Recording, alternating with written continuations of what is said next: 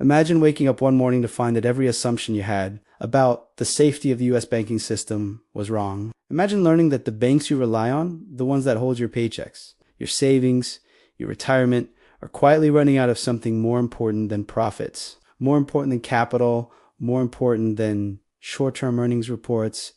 Not tomorrow, not next year, but right now. In this video, we're diving deep into a hidden crisis, one growing behind polished quarterly reports, behind press releases from the Federal Reserve, and behind politicians who assure the public that everything is strong, but the numbers say something very different. Because in 2024 and 2025, US banks began showing signs of liquidity pressure that mirror and in some ways exceed the warning signs that preceded the 2008 financial collapse. Bond losses, deposit, flight, shrinking liquidity buffers, unrealized losses that quietly ballooned into hundreds of billions, and a silent scramble behind the scenes to stay afloat. Today, we're unraveling this crisis, where it started, how it spread, why liquidity is evaporating faster than the public realizes, and what this trend means for you, your money, your job, your investments, and the future of the US financial system. Before we dive into the current crisis, we need to understand a truth that almost everyone forgets.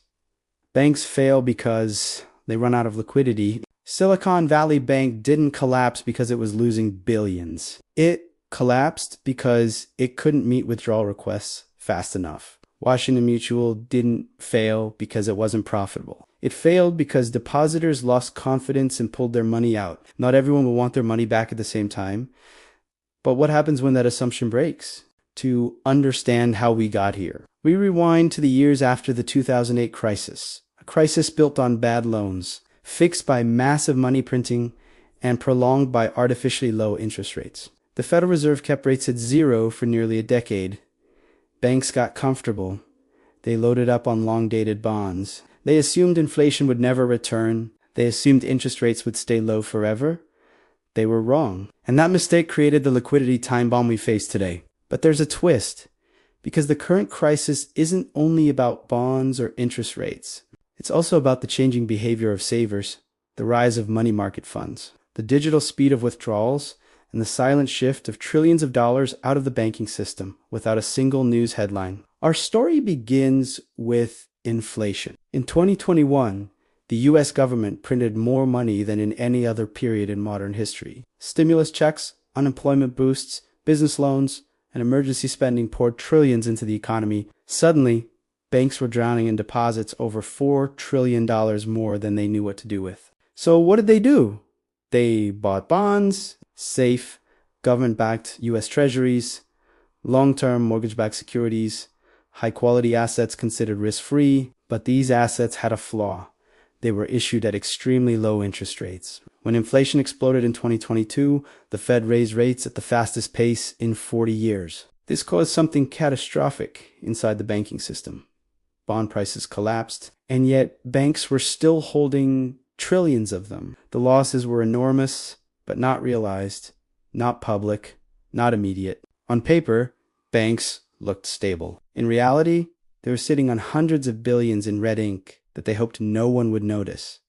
But trouble was brewing. As interest rates climbed, something else happened, something banks didn't expect. Depositors began moving money. Not because they were scared, but because money market funds suddenly paid 5% interest. Why leave money in a bank account earning 0.2% when you could earn 5% in a money market fund backed by US Treasury bills?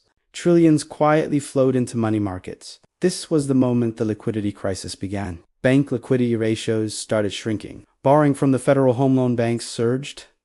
Banks began tapping the Fed's emergency facilities discreetly. Small and regional banks felt the pressure first, then mid-sized banks, and now even America's largest banks are seeing liquidity stress.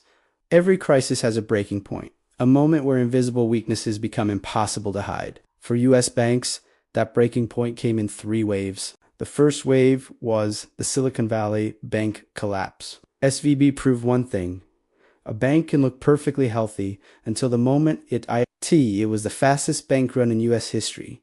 $42 billion withdrawn in 24 hours. Triggered by social media, accelerated by mobile banking. The speed of modern withdrawals is far beyond what the banking system was designed to handle. The second wave was the regional bank domino effect. First Republic, Signature, and PacWest each fell or nearly collapsed for the same reason. Depositors moved money out, liquidity ran dry, losses became real. The third wave is the silent, ongoing liquidity drain. Even after the chaos faded from the news, the withdrawals didn't stop. Bank deposits continued falling month after month. Unrealized losses continued growing. Liquidity ratios sank lower. Emergency borrowing rose higher. This is the pressure building today. A pressure that has not gone away. It has only spread. Liquidity stress isn't just a banking problem. It affects the entire economy.